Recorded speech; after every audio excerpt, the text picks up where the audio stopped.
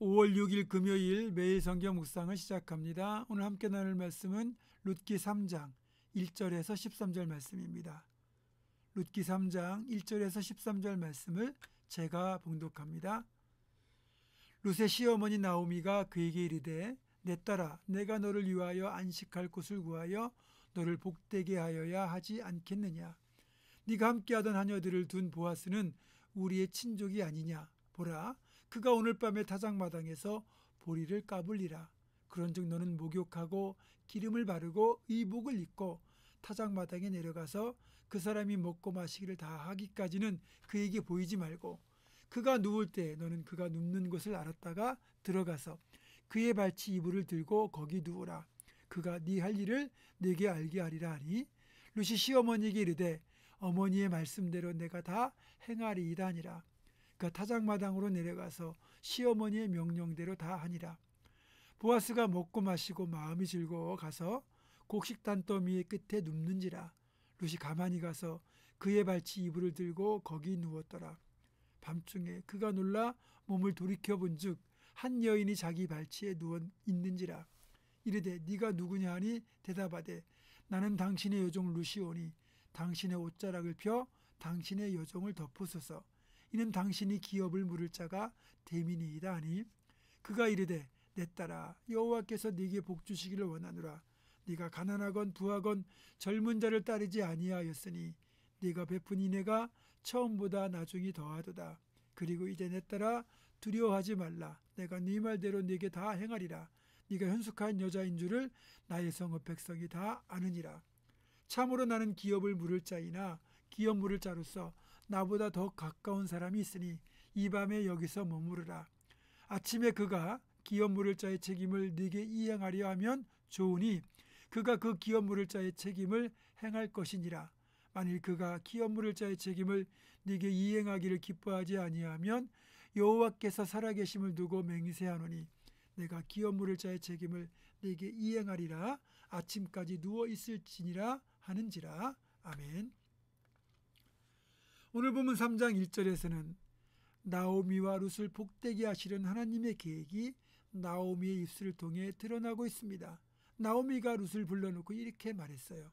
내 딸아 내가 너를 위하여 안식할 곳을 구하여 너를 복되게 하여야 하지 않겠느냐.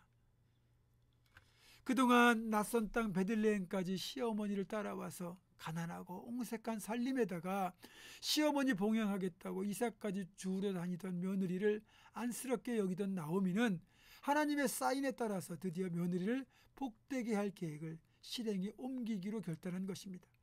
우린 여기에서 나오미가 룻에게 했던 이 말을 잘 새겨야 됩니다. 내가 너를 위하여 안식할 곳을 구하여 너를 복되게 하여야 하지 않겠느냐.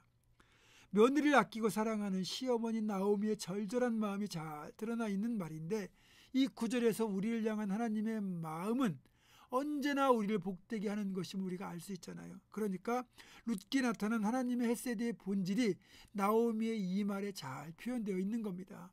나오미를 하나님으로 바꾸고 룻을 나 자신으로 바꾸면 우리를 향한 하나님의 절절한 사랑의 마음을 확인할 수 있습니다.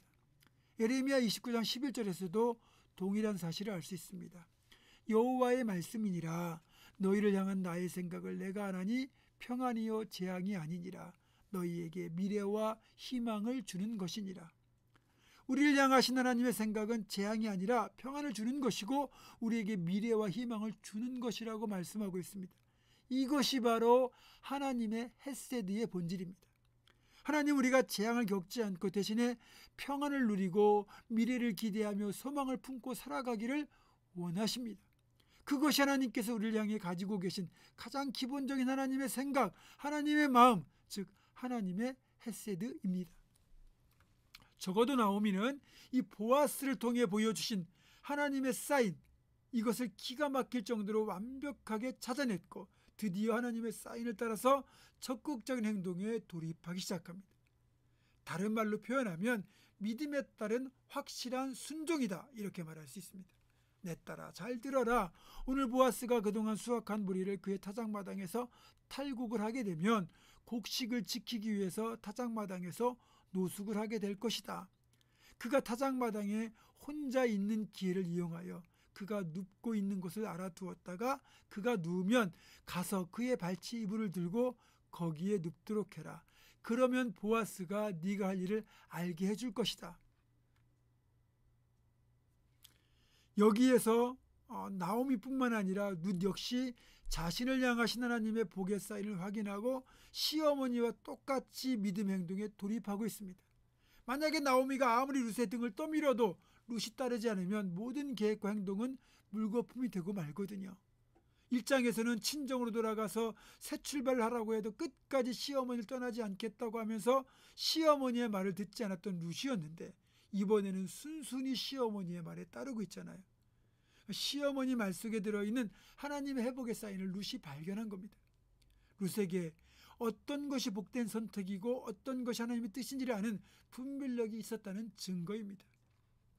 그래서 나오미와 룻 이 두 여인이 함께 벌이는 회복을 위한 믿음의 행동들이 6절부터 본격적으로 이어집니다.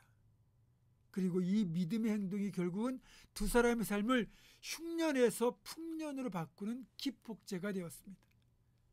이것이 복의 사인을 발견한 뒤 행동으로 이어간, 즉 하나님의 복의 계획에 동참한 사람들이 받게 되는 축복입니다.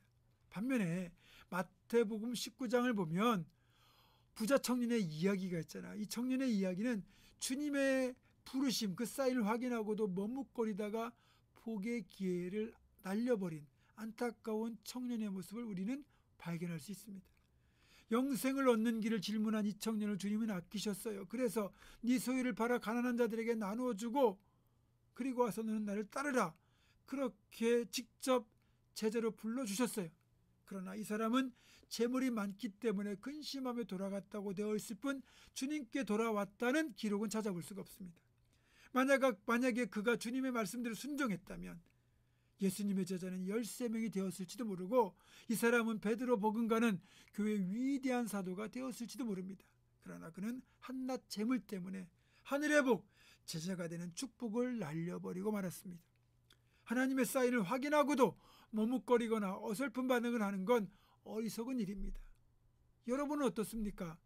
여러분 각자 하나님 사인에 대한 체험들이 있지 않습니까? 여러분, 하나님이 예비하신 복이, 예정하신 복이 내 복이 되게 하려면 절대로 머뭇거리면 안 됩니다. 믿음으로 적극적으로 행동하고 순종해야 됩니다. 그래야 그 예비하신 복이 여러분의 복이 되는 겁니다.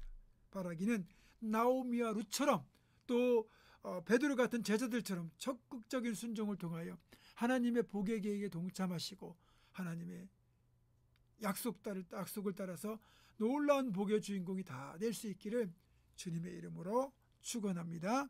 기도하겠습니다. 하나님, 나오미와 룻처럼 하나님의 사인을 발견하고 축복을 위한 믿음의 행동에 돌입한 것처럼 우리도 우리 가운데 보여주시는 하나님의 사인을 따라서 정말 믿음으로 축복을 받기 위한 행동에 돌입할 수 있는 결단력을 허락하여 주시옵소서. 그래서 모두가 놀라운 하나님의 예비하신 축복의 주인공 다 되기를 간절히 원하옵고 예수님의 이름으로 기도하오며 이제는 우리 주 예수 그리스도의 은혜와 하나님의 사랑과 성령의 교통하심이 하나님 주신 사인을 따라서 믿음으로 행동하여 축복의 주인공이 될 것을 결단하는 사랑하는 모든 성도들, 이들의 삶과 가정과 생업과 앞날과 우리 교회 위에 지금부터 영원토록 함께 하시옵기를 간절히 축원하옵나이다. 아멘.